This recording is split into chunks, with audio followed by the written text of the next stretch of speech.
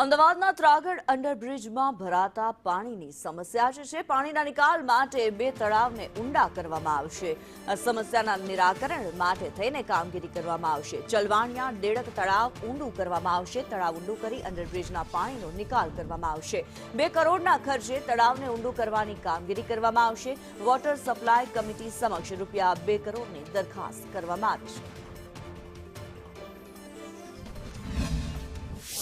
હવે ત્રાગડના અંડરપાસમાં વરસાદી પાણીના નિકાલ માટે નવતર પ્રયોગ કરવામાં આવ્યો છે.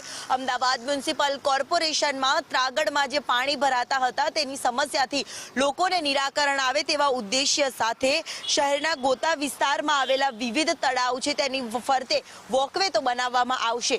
સાથે સાથે અહીંયા જે આવેલા ચનવડિયા તળાવ અને દેડક તળાવમાં પાણીનો નિકાલ કરવા માટેનું ઊંડાણ છે તે કરવામાં આવશે. જે અંતર્ગત 2 કરોડની દરખાસ્ત વોટર સપ્લાય કમિટી સમક્ષ રજૂ કરવામાં આવી છે.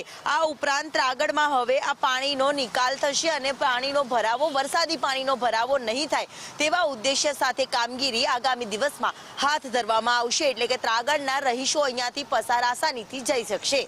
કેમેરામેન પુખરાજ શર્મા સાથે દિવ્યા ચૌહાણ.